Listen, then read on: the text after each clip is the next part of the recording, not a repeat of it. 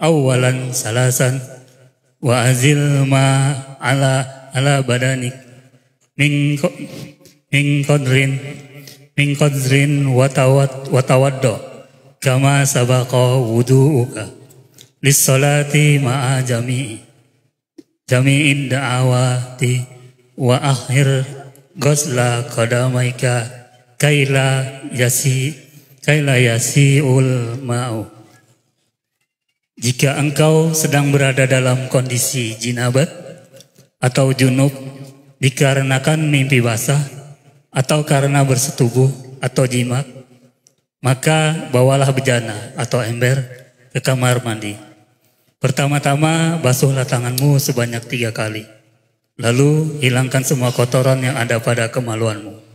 Kemudian berwudulah seperti engkau berwudu hendak melakukan sholat dengan semua bacaan doanya.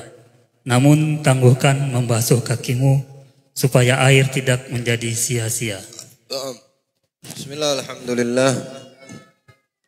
Allahumma salli wa sallim ala Sayyidina Muhammad bin Abdullah al-qa'im bihuquqillah ma dhagat illa wa farrajahullah wa ala alihi wa ashabihi wa man tabi'ahum bihuda wa ba'd. Sedikit melanjutkan daripada penjelasan Al-Imamul Ghazali alaihi rahmatullah perihal adab mandi. Seperti yang sudah kita uraikan ya, kemarin malam bahwasannya ada mandi itu dihukumi sunnah. Bisa juga mandi itu menjadi hukumnya wajib. Contoh daripada mandi sunnah seperti mandi Idul Fitri, Idul Adha. Walaupun bagi wanita yang haid dan nifas tetap disunnahkan dia diperbolehkan dalam mazhab Syafi'i untuk melangsungkan daripada ibadah tersebut. Itu dinamakan ibadah. Mandi hari Idul Fitri, mandi Idul Adha atau mandi bagi mereka yang haid tadinya tidak diperbolehkan apa karena ibadah. Jangankan mandi sunnah, wudhu saja itu diharamkan bagi wanita yang haid. Tapi kok mandi ibadah diperbolehkan? Nah di sini bedanya. Kalau wudhu itu kapanpun bisa dilakukan. Dalam sehari mau berkali-kali bisa. Tapi kalau mandi Idul Fitri, Idul Adha dia sifatnya sanawiyah, tahunan. Ya, setahun cuma 2 kali. Tiba waktunya Idul Fitri awal bulan 1 Syawal dari terbenam matahari sampai terbit sampai tenggelam matahari, masuk udah tanggal 2 Syawal, habis Idul Fitri cuma 1 hari. Jadi kalau mau mandi bagi wanita yang haid tetap disunnahkan ya. Tapi untuk sholat id ya tetap tidak diperbolehkan sholat kondisinya haid. Begitu juga Idul Adha. Ya, dia tetap disunahkan untuk mandi, tapi tidak untuk sholat, karena sholat tercegah dengan hadat besar yang ada pada wanita tersebut, haid atau nifas. Nah, jadi itu alasan daripada para ulama membolehkan tetap menghukuminya bagi wanita yang haid atau nifas sunnah mandi Idul Fitri, Idul Adha. Mandi hari Jumat begitu juga contoh daripada hukum mandi yang sifatnya sunnah. Kalau hukum mandi yang wajib ketika terdapat hadas besar, mau laki ataupun perempuan. Karena yang menghilangkan dan mengangkat hadas besar adalah dengan cara mandi. Mandi itu pun dibarengin dengan niat mengangkat hadas besar. Kalau hadas besarnya junub, maka niatnya untuk mengangkat hadas junub. Kalau hadas besarnya haid, maka niatnya mandi dengan niat mengangkat hadas haid. Atau hadas nifas, atau hadas melahirkan ya, wilada, melahirkan anak.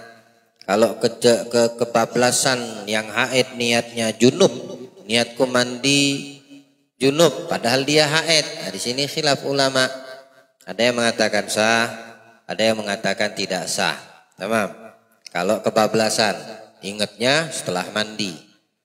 Tapi lebih baik mengikuti aturan yang sudah diperbolehkan. Ya, hadasnya haid, niatku mandi untuk mengangkat hadas haid. Hadasnya nifas, niatku mandi untuk mengangkat hadas nifas. Walaupun ke semua itu dikatakan hadas besar, hadas akbar. Baik.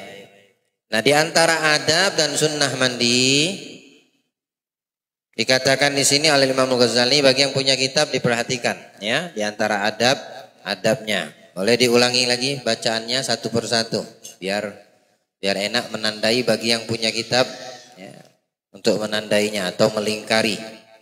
Faiza asobatka janabah min ihtilamin, artinya saja langsung. Jika engkau sedang berada dalam kondisi jinabat atau junub dikarenakan mimpi basah atau karena bersetubuh atau jimat, maka bawalah air bejana atau di dalam ember ke kamar mandi. Pertama-tama basuhlah tanganmu sebanyak 3 kali. Nah, itu pertama. Jadi kalau kita punya hadas besar, mau sebabnya itu ihtilam, mimpi basah, atau junub, atau haid, atau nifas, atau habis melahirkan. Kalau mau mandi langsung kan bisa. Masuk kamar mandi langsung biar habis itu basah semua badannya dengan niat mengangkat hadas besar, selesai. Tapi kita diajarkan di sini adabnya itu supaya proses mandi yang dilakukan bagi yang terjangkit hadas besar ini sempurna dengan adabnya. Kenapa? Karena yang seperti inilah dilakukan oleh Nabi kita Muhammad Sallallahu Alaihi Wasallam. Kesempurnaan seseorang yang beribadah akan didapatkan ketika mengikuti apa yang dicontohkan oleh Nabi kita Muhammad Sallallahu Alaihi Wasallam.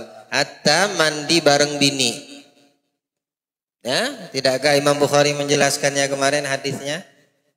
Kuntu aghtasilu ma'ana wan nabi fi ina'in wahidin minal gadahin yuqalu lahu al-faraq.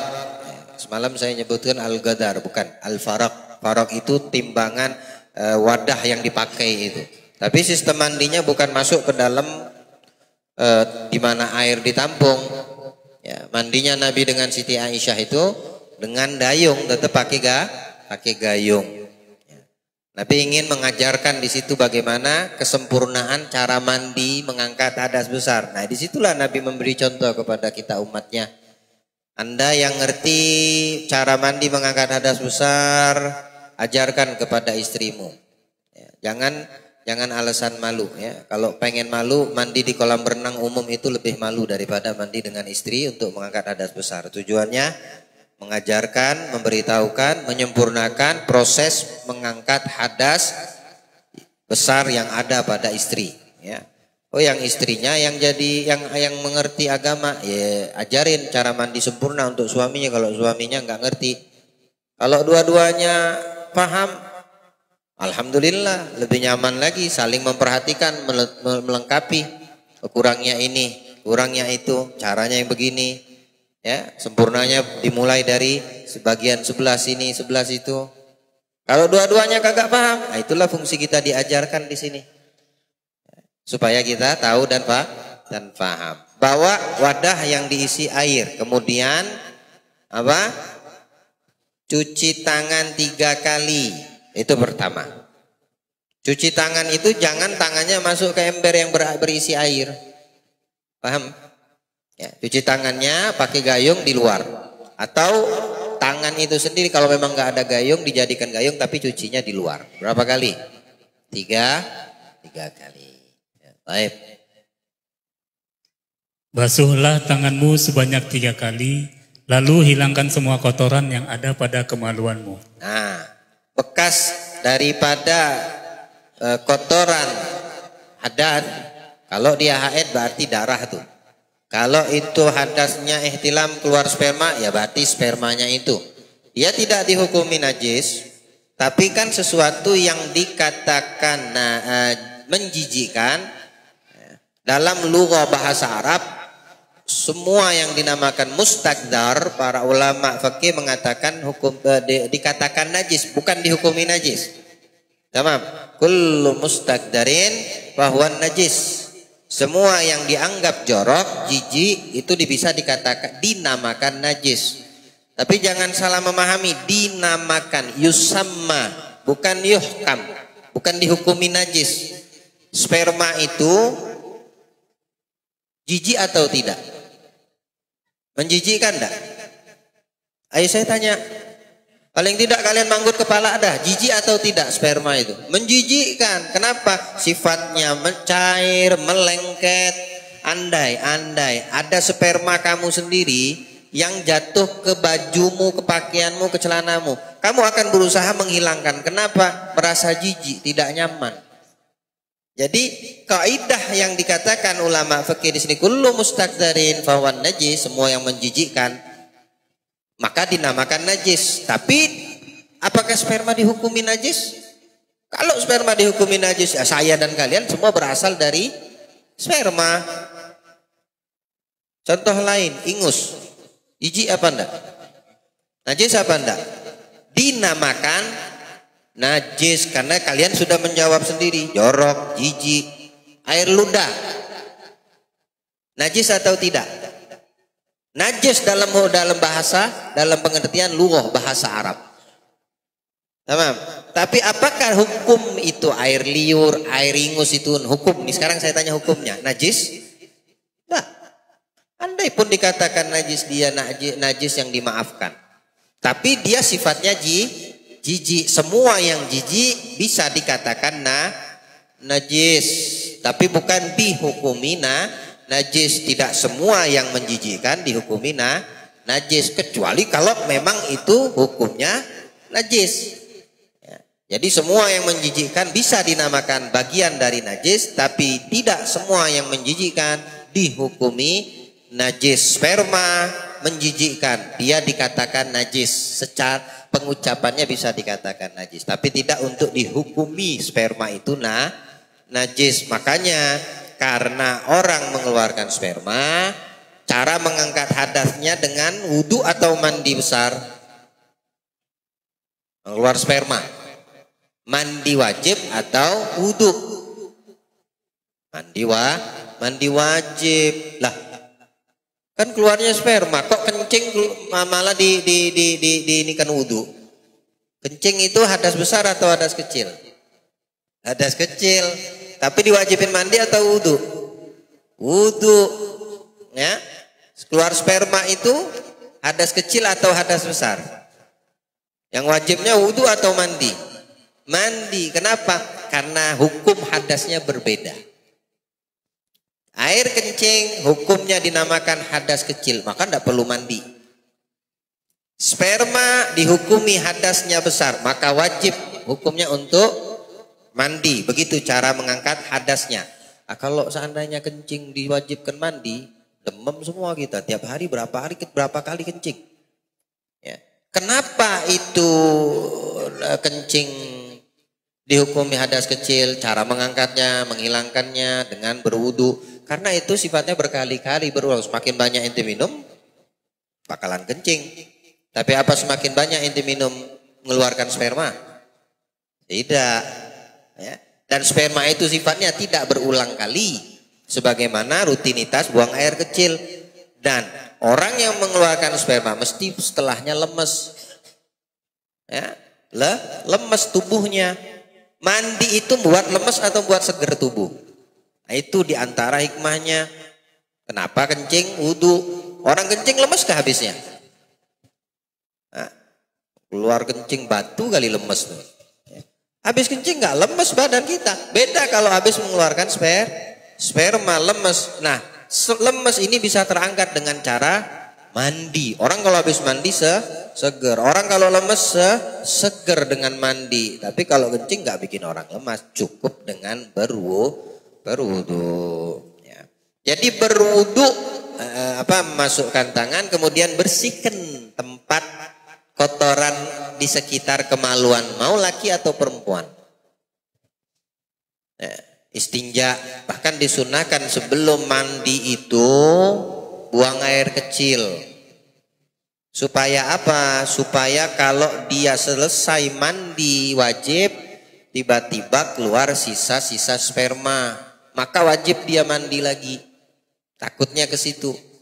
Nah kalau sudah dia buang air kecil, baru dia mandi wajib, maka insya Allah bersih sudah dari sisa-sisa sperma di pipanya itu, ya, di pipa salurannya itu. Sisa yang tersisa itu didorong sama air kencing yang keluar. Maka najisnya keluar air kencing itu, sisa sperma itu juga ikut keluar. Mau laki ataupun perempuan. Karena hukum orang yang sudah mandi kemudian keluar lagi sperma, wajib dia ngulangin mandi lagi. Kayak bersihkan itu tempat kemaluannya. Setelah cuci tangannya, basuh tangan 3 kali, kemudian dia membersihkan kotoran. Kotoran itu sisa-sisa daripada yang melengket itu. Dianjurkan lagi dia dengan buang air kecil. Nah, itu yang kedua. Paham sampai situ?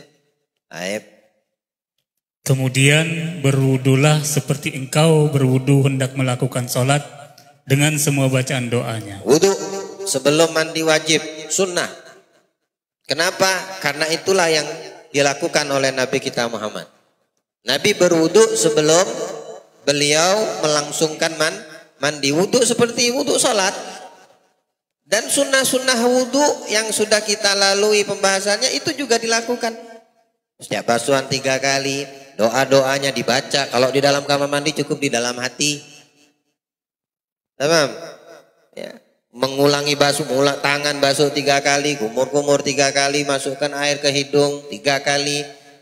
Kemudian basuh wajah 3 kali dengan doa-doa yang diajarkan di kitab itu di kajian sebelumnya. Ya, dari adab-adab berwudu itu dijelaskan semua yang sudah kalian lalui. Wudunya sama seperti sholat. Itu adab yang ketiga. Baik. Namun tangguhkan membasuh kakimu supaya air tidak menjadi sia-sia. Nah, kakinya saja jangan dibasuh dulu. Jadi ketika sampai batasan membasuh kedua kaki saat berwudu nggak usah dibasuh. Ya, karena ini adabnya mandi wajib dan sunnah untuk mendapat kesempurnaan di dalam proses mandi wajib. Kalau wudu lanjut aja. Tapi ini bukan wudu, babnya mandi. Sunnahnya, sempurnanya mandi diantaranya berwudu seperti orang mau sholat. Dengan semua bacaan dan kesempurnaan yang diajarkan ketika mau berwudu. Tapi untuk mandi, wudu yang dilakukan saat mau basuh kaki. Kan basuh kaki kan bagian dari anggota wudu tuh. Jangan dilakukan dulu. Tamam? Pahami dulu sampai situ, sudah bisa dipahami? Baik.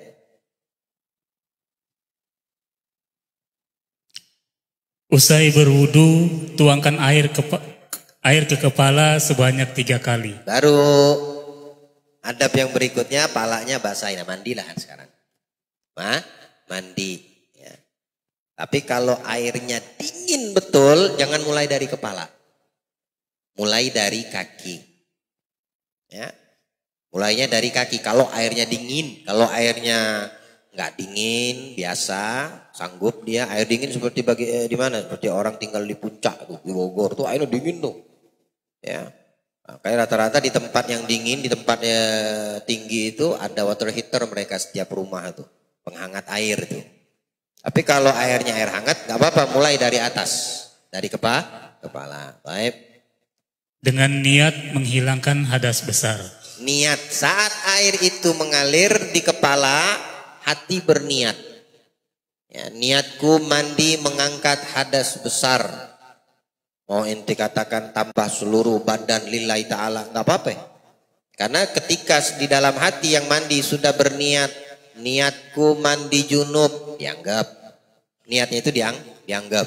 Niatku mandi mengangkat hadas besar, dianggap.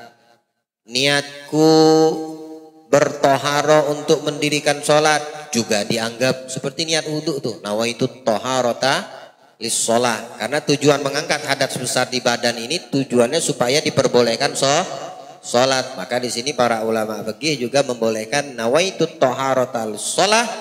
Niat wudhu digunakan untuk niat mandi wajib. Tamam? Atau niatku mandi wajib boleh, tidak apa-apa. Hadasnya haid, niatku mandi haid. Ya, hadas haid. niatku mandi mengangkat hadas nifas. Sebutin tuh. Khusus untuk perkara perempuan nih. Ya. Jangan dihilangkan hadasnya hadas apa? Karena ada khilaf ulama, bisa jadi hadasnya junub. Ya ini keluar sperma atau melakukan hubungan badan tanpa harus keluar sperma sudah dihukumi dia junub. Karena hadasnya haid, sebutin hadasnya. Karena hadasnya nifas, sebutin nih nifasnya. Niatku mandi untuk mengangkat hadas haid. Niatku mandi untuk mengangkat hadas nifas. Di sini yang menjadi khilaf ulama, perbedaan pendapat ulama. Kalau tidak sengaja niatnya, niatku mandi untuk mengangkat junub, sedangkan dia tidak junub, justru dia haid atau nifas, ada yang mengatakan tidak sah. Karena junub itu bisa didapatkan dengan hubungan badan, hubungan intim suami istri tanpa harus mengeluarkan sperma. Di antara junub itu ya, bisa dimaknai ihtilam, keluar sperma, mimpi basah. Ya, mimpi basah enggak berhubungan intim, tapi dia dikatakan hadasnya junub. Berhubungan intim enggak keluar sperma, dikatakan junub. Tapi kalau haid, ya enggak, khusus perempuan aja yang ngalami itu. Nifas, khusus perempuan aja yang ngalang itu. Makanya di sini ulama yang paling kuat daripada fuqaha, kalau hadasnya haid, niatnya sebutkan hadasnya. Kalau nifas, niatku mandi mengangkat hadas nih. Sampai di situ bisa dipahami? Baik. Lalu tuangkan air pada anggota tubuh pada bagian sebelah kanan, diikuti yang bagian kiri masing-masing sebanyak 3 kali. Berarti bagian depan dulu. Habis kepala dibasahin kan dibarengin dengan niat mengangkat hadas besar. Kalau mandinya wajib. Kalau mandi wajib ya. Kalau mandi sunnah sama juga seperti itu. Nanti mau hadir Jumat. Ya, mau hadiran mau Jumat bagi laki-laki yang mau hadir Jumat. Atau perempuan mau sholat mandi Idul Fitri Idul Adha, sholatnya kagak. Sama, basahin kepala niat. Niatnya apa? Nah beda niatnya. Kalau sunnah mandinya niatnya sunnah. Niatku mandi sunnah hari Jumat. Niatku mandi sunnah Idul Fitri. Niatku mandi sunnah Idul Adha. Tergantung amalnya. Mandinya mandi sunnah. Sunnahnya apa? Jumat. Ya udah niatnya mandi sunnah Jumat. Niat ibadah amalnya Idul Fitri. Niatku mandi sunnah Idul Fitri, begitu juga Idul Adha. Tapi kalau mandinya mandi wajib, tergantung hadas besarnya apa. Oh hadasnya junub, niatku mandi hadas junub. Oh hadasnya haid, niatku hadas mandi mengangkat hadas haid. Hadasnya nifas, niatku mengangkat mandi untuk mengangkat hadas nifas. Mulai dari saat mengalirkan kepala. Setelah itu baru dibasahin lagi bagian depan sebelah kanan. Baru setelah itu pindah ke bagian sebelah kiri. Badan kita ini dibelah 2. Bukan maksudnya dibelah pakai alat, maksudnya dibagi menjadi dua bagian kanan dan kiri. Siram sebelah kanan dulu, mulai dari pundakmu, basahin. Kan niatnya kan sudah di kepala nih, kepala sudah kena semua. Saat membasahi air ke kepala itu tuntaskan. Mungkin di sebelah di tempat mata kalau ada kotoran matanya, bagian telinga, kalau dia jenggotnya tebal, dohir batin dibasahin. Pokoknya basah kepala semua. Kepala itu kan sampai ke leher tuh. Nah itu bagian kepala semua harus basah. Baru pindah ke kanan bagian depan dadanya. Bagian depan kanan. Baru setelahnya kiri. Bisa dipahami kah itu? Baik. Gosoklah bagian depan dan belakang tubuhmu. Menggosok itu diantara adabnya mandi. Dan itu bagian dari sunnah. Andaikan orang mandi mengalirkan air tanpa menggosok, selama air itu kena di semua pori-pori dan anggota tubuh sudah dianggap sah. Tapi disunnahkan menggosok. Dalek itu digosok. Kepalanya digosok, misalnya pokoknya semua kulit anggota badannya saat dia mandi sunnahnya digosok. Mau bagian depan, mau bagian belakang, tangan, kanan, kiri, kaki semua digosok karena itu sunnah. Tamam. Baik. Sela-selalah rambut kepala dan rambut jenggotmu dengan jari yang sudah dibasahi air. Nah, kepala rambutnya panjang, khususnya perempuan disela-selai.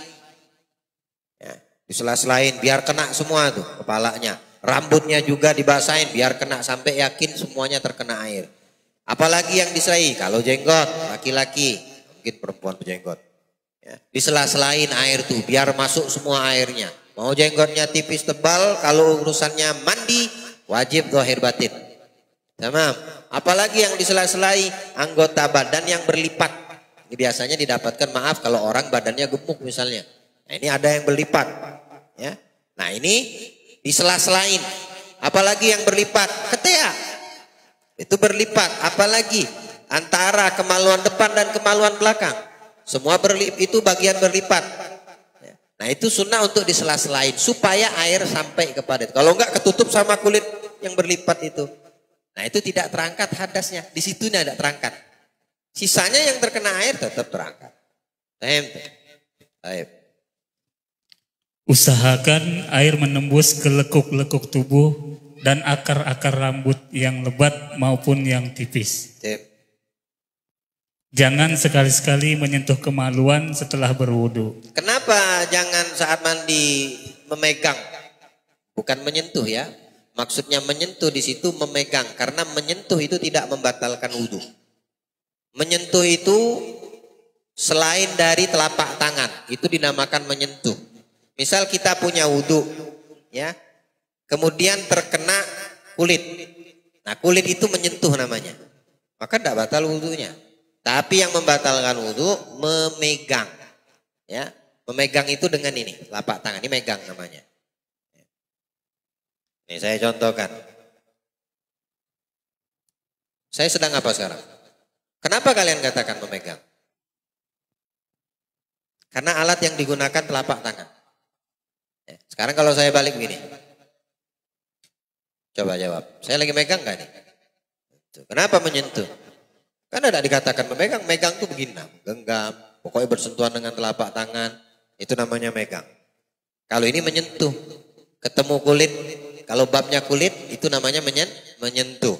Misal laki perempuan berpegangan kulit, yang betul berpegangan kulit atau bersentuhan kulit? Kulit sama kulit berpegangan atau bersentuhan? Bersentuhan, nah berarti kulit sama kulit. Kenapa waktu dilarang itu memegang? Karena udah berwudu, tinggal menyelesaikan basuhan kaki doang. Kalau megang batal wudunya.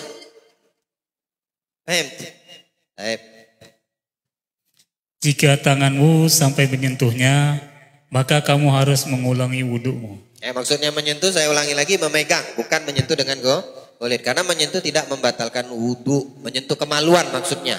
Saya ulangi, menyentuh kemaluan tidak membatalkan wudu. Ya, mau kemaluan sendiri atau kemaluan orang lain.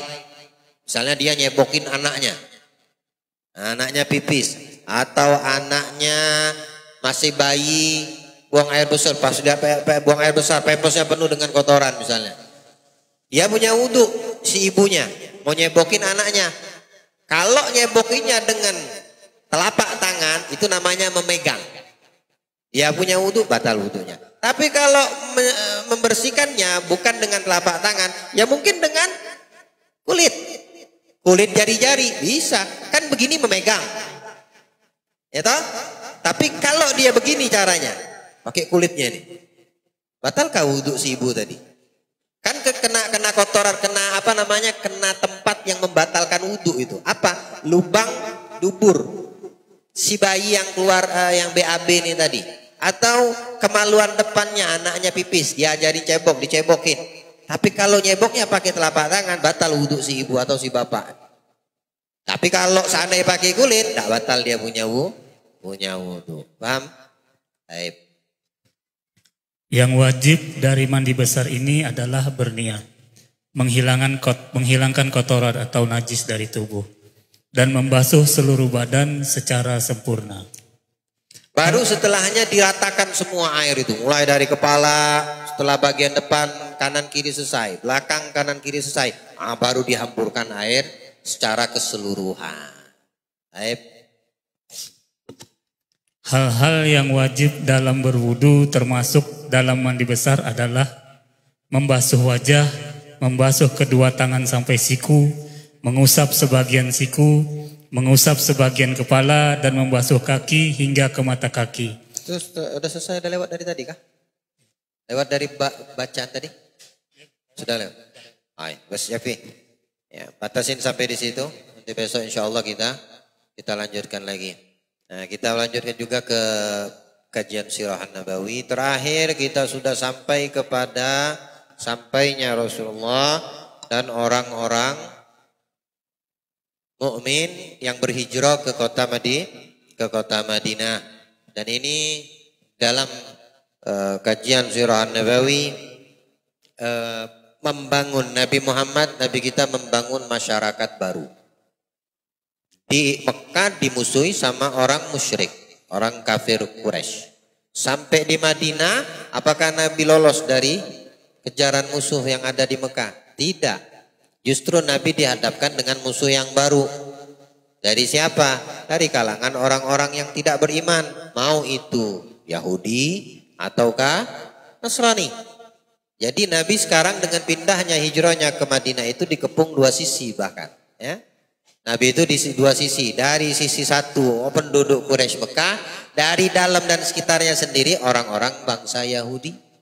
Yang tidak beriman kepada Allah. Mau tidak mau Nabi kita Muhammad harus membentuk satu masyarakat yang baru. Masyarakat Islam orang-orang mukmin yang betul-betul siap dalam kondisi dan keadaan. Maka dari itu yang pertama dilakukan Nabi apa? Binaul masjid. Nabi sampai Madinah, Nabi pertama menentukan di mana beliau tempatnya akan tinggal.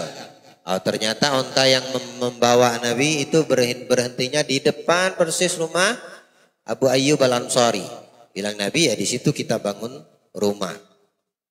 Nah, tidak jauh dari situ ada perkebunan kurma. Perkebunan kurma ini milik Nasrani. Anak kecil, 2 anak yatim. Di situ di dalam itu di bawah tanahnya ada bekas sisa-sisa pemakaman orang-orang musyrik, orang-orang yang tidak beriman. Tapi sudah lama, kuburan lama lah ceritanya. Bilang Nabi SAW, aku beli ini, maaf anak yatim bukan Nasrani, anak yatim. 2 anak yatim tapi dia beriman. Aku beli kata Nabi ini kebun kurmanya. Karena Nabi mau bangun masjid di situ. Bilang anak yatim ini, ya Rasulullah aku hadiahkan. Gak usah beli. Ambil saja. Nah kata Nabi, aku beli. Dengan 10 dirham. Riwayat 10 dinar. Tujuan Nabi membeli apa? Bukan Nabi tidak menghargai pemberian 2 anak yatim ini. Tapi Nabi juga sekaligus ingin membantu. Makanya Nabi dengan bahasa membeli dan dikasihlah uang oleh Nabi dengan meminta uang tersebut kepada Abu Bakar As-Siddiq. Jadi masjid pertama dibangun oleh Nabi kita Muhammad SAW dan Nabi ikut kerja di situ. Bangunan Masjid Nabawi tempo dulu nggak seperti yang saat ini kita lihat dan kita dapati. Itu terbangun dari bahan namanya labin. Labin itu campuran pelepah yang kering dengan tanah liat. Kemudian dicampur air, dicetak dan jadilah labin namanya. Ya. Kalau kita kan tanah liat doang tuh. Dicetak, dibakar, jadi namanya batu bata. Kalau di sana namanya labin. Bukan tanah liat, tapi karena ada serat campuran lebih kuat daripada batu bata. Kalau tidak dibakar. Tapi kalau dibakar ya batu bata jadinya kayak batu betulan. Walaupun dia mempunyai serbuk pecahan kalau dipukul masih ada serbuk tanah yang sudah mengeras karena sebab dibakar, dipanggang maksudnya. Bikin bata kan seperti itu. Kalau labin dia enggak dibakar, enggak dipanggang, enggak diopen. Tapi dia kuat selama dia tidak kena terjang air. Jadi tidak heran kalau seandainya di Arab sana ada rumah yang terkena air terlalu sering, ya lama-lama ambruk. Karena tanah labin itu tidak dipanggang. Tamam? Baik. Nabi SAW tidak duduk santai manis. Proses pembikinan Masjid Nabawi pun Nabi ikut mengangkat. Di pundak Nabi itu labin. Ya. Maka sahabat tidak ada yang sedikit pun yang santai. Malu. Kenapa? Karena nabinya ikut bekerja. Masa kita berdiam diri hingga mereka itu untuk memberikan semangat Memberikan semangat dengan bacaan syair-syair. Di antara syair yang mereka ucapkan, Allahumma la aisha illa aishul akhirah. Ini Nabi SAW mendoakan mereka kaum muhajirin dan kaum ansar. Faghfir lil ansari wal muhajirah. Ya Allah, sesungguhnya kehidupan yang hakiki adalah akhirat, kehidupan akhirat. Ampunkanlah untuk mereka kaum ansar dan mereka kaum muhajirin. Doa Nabi itu memberikan semangat sambil mengangkat beban berat sambil membaca ini syair, dan diikuti oleh Sayyidina Abu Bakar. Setelah pertama diucapkan Nabi, diikuti Abu Bakar. Sampailah ke telinga sahabat, akhirnya menggemahlah bacaan ini dengan nada memberikan semangat. Sambil baca gosida. Bahasa kita sambil baca syair sambil baca gosida. Makanya hiburan orang-orang, para ulama kita, salafun sholihun apa? Gosida.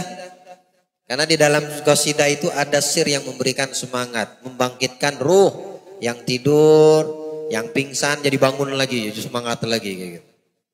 Wa kana yaqulu hadzal himalu la himala Khaybar, hadza abarru rabbana wa athhar. Ini pekerjaan, kata isi kandungan syair ini, bukanlah pekerjaan sebagaimana membangun benteng Khaybar yang dibangun oleh orang Yahudi. Tapi ini pekerjaan yang dikatakan bagian dari ketakwaan kepada Allah dan perbuatan pekerjaan yang mensucikan jiwa. Isi daripada syair tersebut. Di antara sahabat yang memberikan semangat dengan syairnya, lain qa'adna wan nabiyyu ya'malu lidzaka minnal amalu mudallalu. Kalau kita duduk manis tapi Nabi bekerja, kita duduk santai, ngopi, ngerokok, tidak tahu gurunya bekerja, ulamanya bekerja, ya, kitanya santai. Nah ini disindir sama sahabat yang melakukan itu. Bukan ngerokok, nyantai, ngopi, enggak. Ini saya kasih gambaran di zaman kita. Maksudnya yang santai, nggak mau ikut bergabung, nggak mau ikut andil, nggak mau ikut bekerja, nggak mau ikut berjuang. Disindir dengan syair sahabat ini. Lain ga'atna, kalau kita cuma duduk aja, ya. Wan Nabi ya'malu, sedangkan Nabi beramal. Nabi ngangkat labin, Nabi ngangkat batu, Nabi ngangkat pohon pelepah untuk bangun masjid ini. Lidzaka minnal amal mudallalu, maka dipastikan kita punya amal itu bakalan merugi. Jadi sehebat apapun para sahabat di dalam definisi dia memahami ibadah, jangankan ibadah, mengangkat suara melampaui suara Nabi itu ditegur Allah dalam Al-Quran. Mereka tidak mau mengangkat suara melebihi tingginya nada suara Nabi. Kalau itu terjadi, mereka mengatakan ini adalah perbuatan durhaka kami kepada Nabi kami. Dan bisa menggugurkan dengan tingginya suara kami amal ibadah yang kami lakukan. Lihat bagaimana adabnya mereka para sahabat kepada Nabi Muhammad sallallahu alaihi wasallam. Jadi itu yang dibangun oleh Nabi, dan perlu kita ketahui. Masjid itu pada awal dibangun oleh Nabi tidak mutlak digunakan untuk sholat berjamaah. Karena fungsi masjid itu banyak. Di zaman Nabi, Masjid Nabawi yang terbangun itu pertama, selain daripada untuk sholat berjamaah, juga digunakan untuk perkumpulan kaum muslimun. Ya, orang-orang muslim berkumpul di situ. Nabi memberikan taujihat, ta'lim, ilmu. Jadi bukan sholat saja. Ya. Kenapa di zaman kadang kita lihat ada masjid, setelah itu ada beberapa kajian ilmu di situ? Karena seperti itulah fungsi Masjid Nabawi yang dibangun Nabi di masa itu. Bukan saja habis sholat balik, ada di situ kegiatan taujihat, memberikan nasihat, memberikan pengarahan, memberikan ta'limat. Ya. Kemudian digunakan untuk apa lagi masjid? Untuk rapat musyawarah. Di dalam menyusun strategi, menyusun ekonomi. Di situ digunakan masjid. Bahkan dikatakan digunakan untuk berlatih perang bagi orang yang tidak tahu cara atau metode berperang. Latihan mana? Pernah dilakukan di dalam Masjid Nabawi. Latihan menombak juga pernah dilakukan di Masjid Nabawi. Latihan main pedang bainal maghrib wal isya bahkan kadang pernah dilakukan sahabat untuk mengajarkan yang lain yang tidak tahu cara berperang. Jadi fungsi masjid itu banyak. Ya. Dan masjid itu sendiri simbol utama orang Islam. Karena dari situ melahirkan banyak kebaikan. Bukan saja kebaikan dari ibadah sholat yang kita pahami. Tapi banyak fungsi yang lain selama itu berkaitan dengan urusan akhirat.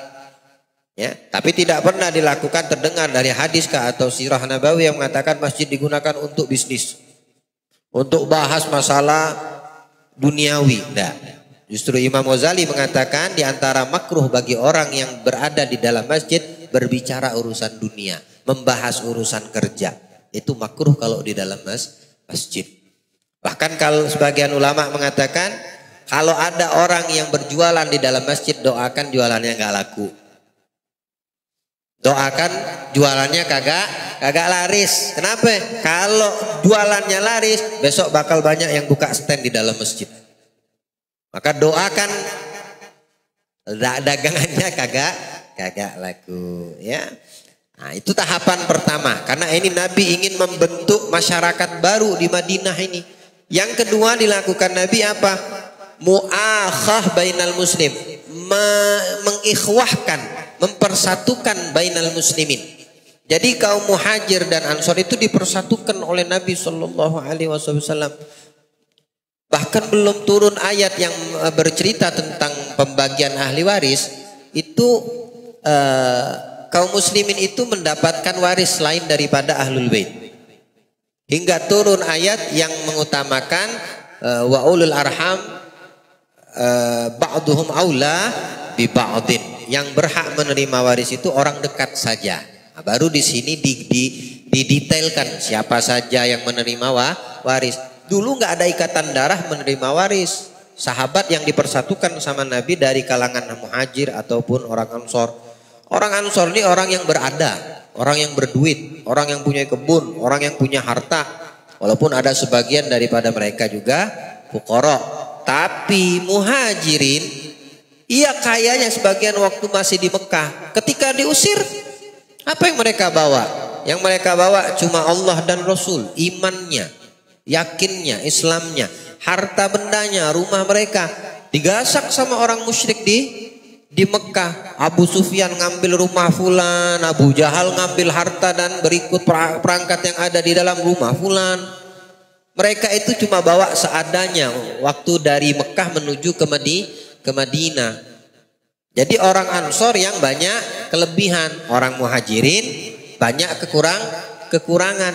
Nah, ketika disatukan sama Nabi Shallallahu Alaihi Wasallam, itu mereka berbagi. Yang kalangan Ansor punya rumah 2, dikasihkan 1 sama Muhajirin. Yang tidak punya hartanya orang Ansor 10.000, 5.000 dikasihkan ke Muhajirin yang sudah dipersaudarakan oleh Nabi. Kalau Nabi sendiri mempersaudarakan dirinya dengan Ali bin Abi Thalib. Adapun sahabat-sahabat dari yang lain, dari Abu Hurairah misalnya, Hamzah, ini orang-orang Mekah yang pindah ke Madinah, disatukan dengan penduduk Ansor yang ada di kota di negeri Madinah itu dari asli pribumi orang Ansor. Bahkan diriwayatkan di sini oleh Imam Bukhari, lamma qadamu, mereka kaum Muhajirin ketika sampai dan tiba di kota Madinah, akha Rasul sallallahu alaihi wasallam baina Abdurrahman was Sa'ad bin Rabi. Abdurrahman dipersaudarakan oleh Nabi dengan kaum Ansor, kalangan Ansor yang bernama Sa'ad bin Rabi. Faqala li Abdurrahman, ini bukan Abdurrahman bin Auf di sini ya. Faqala Abdurrahman inni aktsarul ansor malan. Nah, Abdurrahmannya Ansor. Kalau Abdurrahman bin Auf Muhajirin. Dari Muhajirin ini siapa? Sa'ad bin Rabi. Ini orang yang tidak mampu, tapi yang berhijrah. Bilang Abdurrahman ketika sudah menjadi saudaranya Sa'ad bin Rabi, aku banyak harta. Ini kata orang Ansor nih. Kepada Sa'id, fagsim mali nisfen. Aku bagi harta bendaku setengah untukku, setengah untukmu. Subhanallah. Anak dari zaman kita saat ini, al-ukhuwah islamiyah, al-mu'minah, al-mu'minin, mau baik di kalangan laki dan perempuan mana ada. Kadang kita membiarkan orang yang susah di antara orang-orang mukmin muslim. Justru kadang tetangga kita susah, bodoh amat, yang penting aneh happy. Nah, contoh yang dilakukan Nabi, kaum muhajirin dan ansor dipersatukan. Dari sisi harta dan kelebihan yang dimiliki oleh ansor, mereka berani untuk bagi dua. Waliya imra'atain, kata Abdurrahman kepada Sa'ad bin Rabi, aku punya 2 istri. So, dibagikah? Bukan harta lu, harta separuh dikasihkan separuh, separuhnya untuk dia tetap. Dia punya bini 2, dibagi enggak? Ini jawabannya. Fandur a'jabahuma ilaika gasamhali wa utalliguha. Ente lihat mana yang ente sukai, yang menurut ente cantik dari salah satu 2 istri. Itulah yang bakal aku ceraikan dan kamu akan nikahi. Bagi bini. Jangan salah, bagi bini tiba-tiba main serobot. Bul kebo. Itu yang terjadi di zaman kita. Bahasa yang seperti itu. Bini orang dipakai sama suami orang dipakai sama ini. La haula wala quwata illa billah. Tapi yang dimaksudkan utalliguha, aku ceraikan dia. Tamam. Fa idzan ghadat iddatuha, kalau iddahnya udah selesai, kan namanya cerai hidup, cerai mati, ada masa iddah. Selesaikan itu masa iddah, fatazawwajuha, baru kamu zuati dia, baru kamu nikahi. Ya. Akhirnya dipisah satu, ditalak, selesai masa iddah, dikawinin sama Sa'ad bin Rabi. Bagaimana baiknya orang Ansor ketika iman itu sudah disatukan sama Nabi. Dan ini menjadi hikmahnya apa?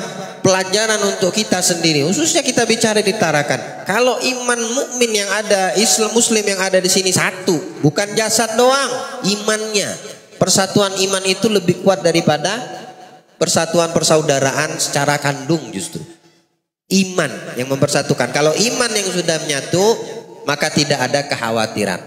Nggak bakal tembus fitnah, nggak bakal ada bencana. Asal mukminnya satu sama lain bersatu karena Allah, karena imannya kepada Allah, karena imannya kepada Nabi.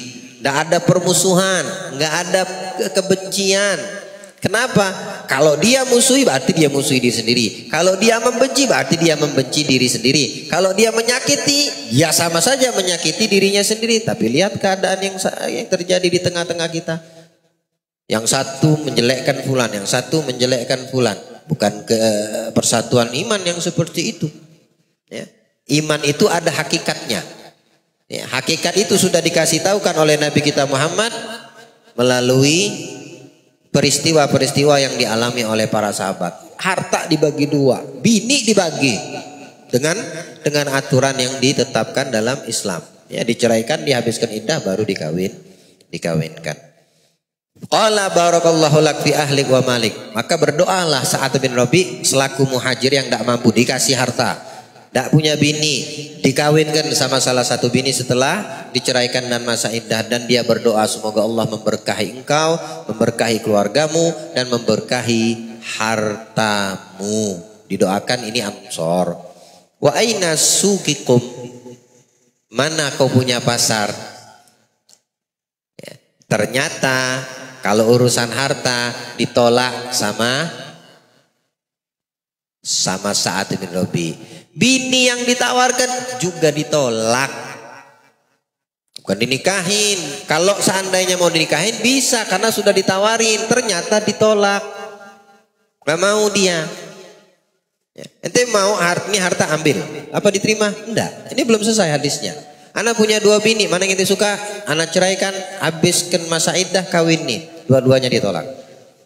Tapi apa yang dilakukan Sa'ad bin Rabi? Tunjukkan aku di mana pasar. Tunjukkan di mana Pak? Di mana pasar. Nah, di situ dia akan berdagang. Ya. Dia tidak mau merendahkan dirinya, tidak mau dia menerima kenyamanan begitu saja dikasih langsung terima. Nah, dia mau berusaha. Dengan usahanya itu dia dapat penghasilan. Hingga sampai suatu ketika dia datang dalam keadaan ada sisa-sisa atau bekas kalau orang mau kawinan tuh sebelum akad nikah itu laki perempuannya itu diapakan namanya, kalau di Palembang tuh dibilang dimasukkan satu tempat, keluar keringat semua tuh dengan aroma apa itu namanya itu. Di sini ada gak namanya? Hah? Kemong. Kimong.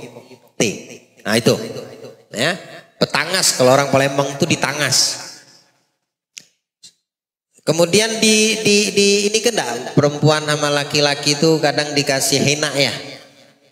Dipacarin. Ya, kakinya, tangan dipoles. Nah, kedapatan pada Sa'id bin Rabi, beberapa hari, beberapa waktu berjalan, ada tampak bekas kayak habis pengantin. Ya. Warna-warna kuning kayak itu ya. Maksudnya di sini hina pacar, tapi yang menyeluruh mungkin sifatnya. Bilang Nabi SAW, Maiham itu pertanyaan, istifham, pertanyaan yang butuh jawaban. Nah, apa yang terjadi nih? Apa yang terjadi kata Nabi kepada Sa'ad bin Rabi? Faqala tazawwajtu, aku baru nikah ya Rasulullah. Jadi bukan yang bini yang ditawarkan Ansar. Dia tetap utuh bininya 2. Tapi dia menikah lagi dengan pilihannya sendiri. Aku baru menikah ya Rasulullah. Dijawab sama itu Sa'ad bin Rabi. Kam sagat ilai, berapa mahar yang kau kasih? Nabi tanya, menunjukkan mahar itu syarat daripada pernikahan. Qala nawah min dahab. Segelintir sedikit daripada emas. Gak apa-apa, yang penting ada mahar. Yang penting bisa berharga. Yang penting itu diberikan kepada pihak perempuan, bukan besar kecil nominal. Nah, itu nanti ngikuti tradisi dan keadaan setempat ya, di dalam bahasan fikih. Qala la faqulu fatakfunal mu'nah wa nusyrikukum fil thamarah. Bilang Nabi sallallahu alaihi wasallam, tambahin yang sekiranya bisa memberikan bantuan dan rasa cukup, yang mencukupkan daripada apa si perempuan itu, yang berkaitan dengan mencukupi dia apa, mencukupi musim panas, musim dingin, apa itu, pakaian ya. Kemudian apa lagi, ats-tsamrah, seperti antara jujuran ya, yang bermanfaat untuk dia. Kadang-kadang ada isinya sabun ya toh, kadang sendal ya, kadang baju dia, maaf sampai kadang daleman, ada yang seperti itu ya. Maksud Nabi tambahin seperti itu, yang itu akan kembali kepada si perempuan tadi. Jangan emas doang ya. Ada sisi-sisi yang dibutuhkan keseharian dia dipakai oleh perempuan. Artinya kalau dengan emas sendiri udah cukup, tapi Nabi ingin mendapatkan kepada sini sahabat lebih sempurna dan berkahnya lebih besar untuk yang pengantin. Dijawablah oleh ini Sa'ad, sami'na wa ata'na. Hada yadulluna ala makana ila ansar minal hafawah al-balighah. Disinilah dikatakan dalam sejarah mengatakan sikapnya kaum Ansor kepada kaum Muhajir itu luar biasa. Ya, persatuan yang dilakukan oleh Nabi betul-betul mendarah daging keimanan karena Allah dan sifat-sifat ini pun memang sudah dijelaskan Allah di dalam Al-Quran. Di dalam Al-Quran Allah menjelaskan lil fuqara alladhina ukhriju min diyarihim wa amwalihim yabtaguna fadlan minallahi wa ridwana wa yansuruna Allah wa rasulah ulaika humus shadiqun. Lil fuqara, untuk orang-orang yang fakir, al muhajirin, orang-orang yang berhijrah dari Mekah ke Madinah, maksudnya kalangan sahabat muhajir ya. Yang mereka diusir dari Mekah, dari rumah mereka itu diusir, disuruh keluar dari kota Mekah. Dengan hijrah itu ke Madinah diusir. Min amwalihim, harta mereka tidak boleh dibawa. Rumah mereka tidak mungkin dibawa. Harta pun begitu.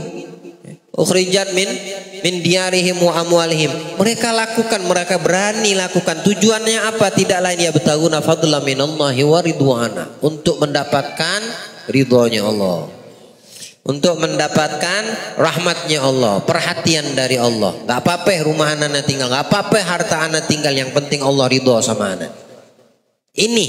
Ini dasar standar iman yang diberitahukan kepada kita dari kalangan muhajirin. Mereka terusir, rumah harta nggak dibawa, nggak apa-apa, yang penting Allah ridho. Allah suka, Allah merestui.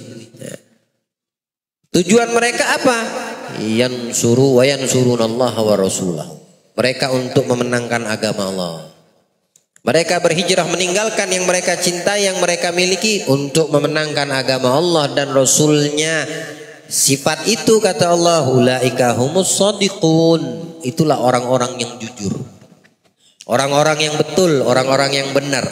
Ketika ada kaitan dengan agama Allah, ketika ada kaitan dengan Rasulnya Muhammad, dia khawatir dengan hilang bahkan nyawanya. Jangankan harta benda, jangankan rumah, nyawa mereka berani berikan untuk agama Allah, untuk agama yang dibawa Nabi Muhammad sallallahu alaihi wasallam.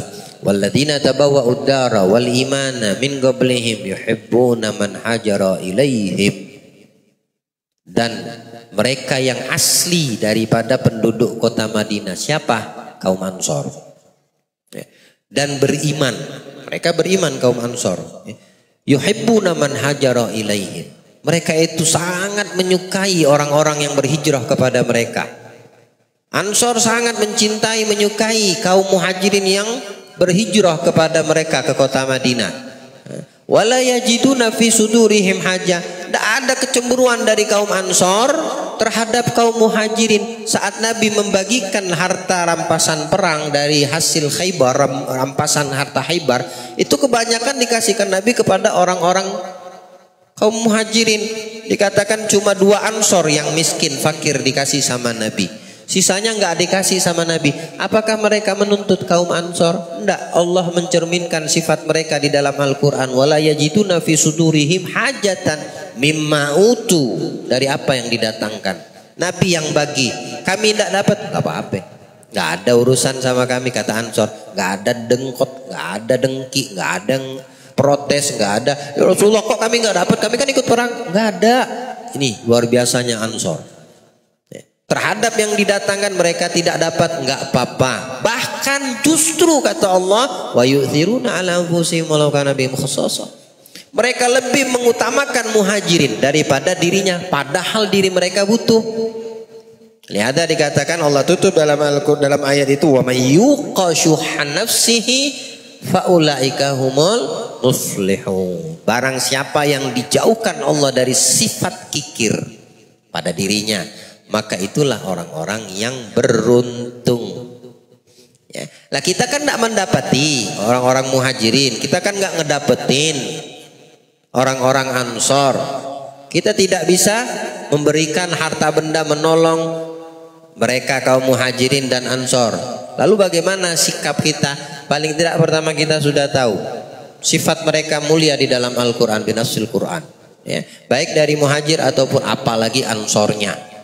Lalu untuk generasi yang setelahnya, walladzina ja'u min ba'dihi yaquluna rabbana ighfir lana dzunubana walladzina ja'u apa ya? Walladzina ja'u min ba'dihim yaquluna rabbana tumim lana nurana waghfir lana dzunubana waghfir lana innaka ala kulli syai'in qadir. Walladzina ja'u min ba'dihim yaquluna rabbana ighfir lana wa li ikhwanina alladzina sabaquna bil iman wa la taj'al fi qulubina ghillan lil ladzina amanu rabbana innaka ra'ufur rahim. Nah itu kita. Orang-orang yang datang setelah walladzina ja'u min ba'dihim, yang datang setelah generasi pertama. Termasuklah kita, generasi kita saat ini. Apa yang mereka lakukan? Yaqul, mendoakan. Kita ini bantu nggak bisa, bukan zamannya, bukan eranya. Tapi jangan lepas andil, jangan tidak dapat bagian. Bagian kita apa? Rabbana ighfir lana, ya Allah ampunkan kami. Ya, ighfir lana dzunubana. Ya, Rabbana ighfir lana wa li ikhwanina alladzina, terhadap saudara-saudara kami yang telah mendahului kami. Minimal kita mendoakan mereka. Itulah bagian kita. Tamam. Tapi sesama kita yang sezaman, seiman, ya kita harus terapkan cara mereka menerapkan keimanan mereka. Nanti ada saudara yang susah, bisa bantu. Jangan bantu nyusahin, bantu meringankan kesusahan, mengeluarkan dia dari kesusahan, memberikan solusi. Itu kalau di zaman kita meniru dari apa yang dicontohkan oleh Ansor ke Muhajir. Tidak bisa seperti itu. Dikasih tahu kok sama Allah. Paling tidak kalian mendoakan yang terdahulu dari orang-orang yang beriman. Wala taj'al fi qulubina ghillan lilladzi, jangan jadikan di hati kami ya Allah sifat dengki, ghil. Ya, ghillal lilladzina amanu, terhadap orang-orang yang beriman. Jangan jadikan di hati kami ada kebencian terhadap yang beriman. Jangan jadikan di hati kami Allah sifat buruk terhadap saudara kami yang beriman. Rabbana innaka ra'ufur rahim. Itu yang diajarkan oleh Allah untuk kita di zaman kita saat ini, ya, membalas jasa mereka, orang-orang yang terdahulu. Doakan mereka. Yang udah terdahulu bisa jadi orang tua kita, saudara kita meninggal, dia punya kebaikan, mereka tidak bisa beramal baik. Apa yang bisa kita beri untuk mereka? Doakan untuk diampunkan Allah. Karena itu tuntunan daripada Al-Quranul Karim. Nah, jadi inilah apa yang dilakukan oleh Nabi Sallallahu Alaihi Wasallam ketika beliau sampai di kota Madinah.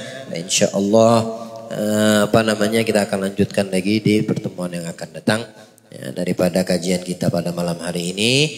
Dan semoga Allah berikan manfaat keberkahan untuk kita, khusus sahibul bait Haji Kasful keluarga, anak-anak beliau sekeluarga yang membukakan tempat ini untuk kita bisa berkumpul, berzikir kepada Allah, bersolawat kepada Nabi.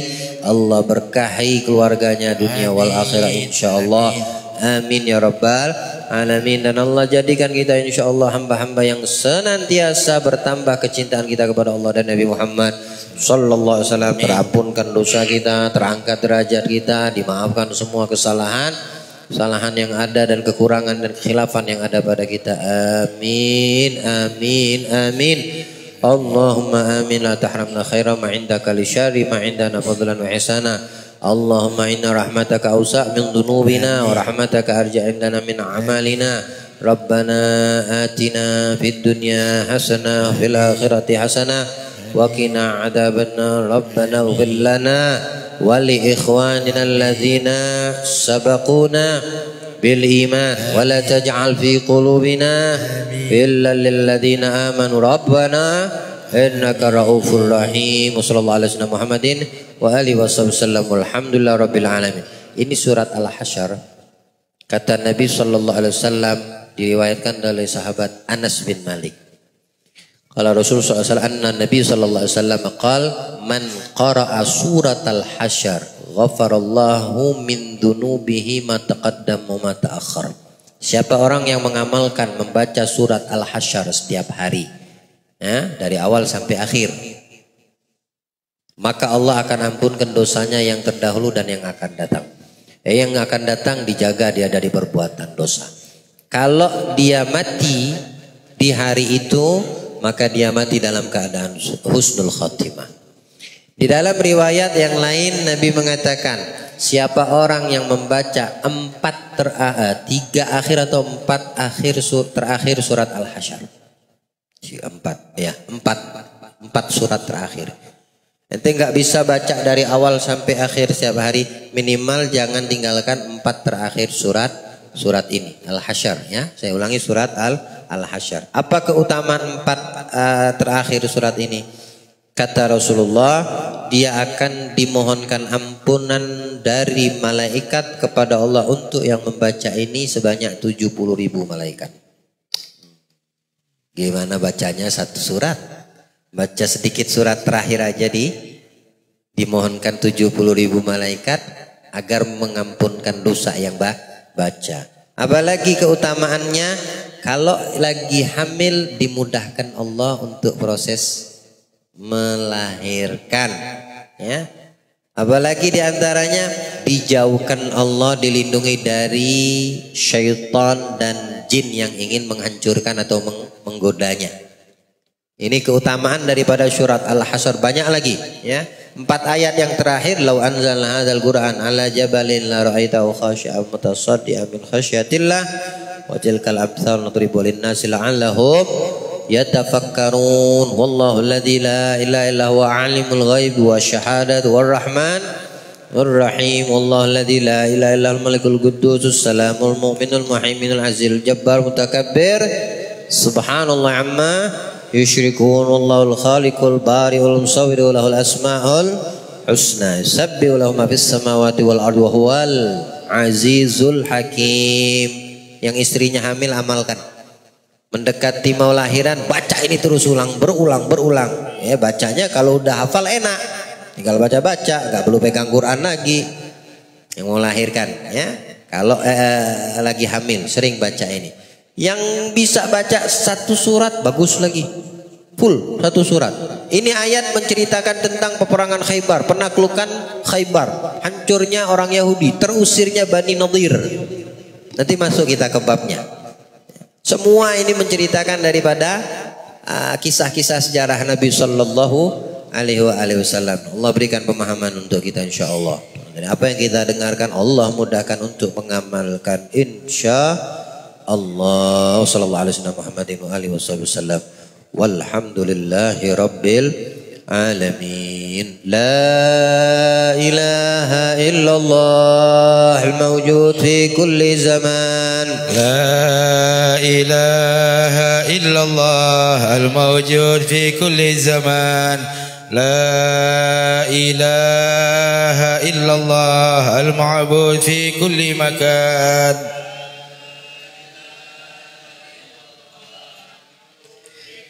لا إله إلا الله المذكور بكل لسان.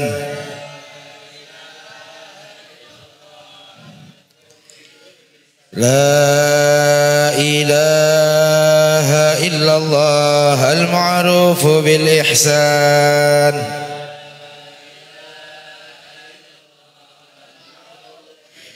لا إله إلا الله كل يوم هو في شأن.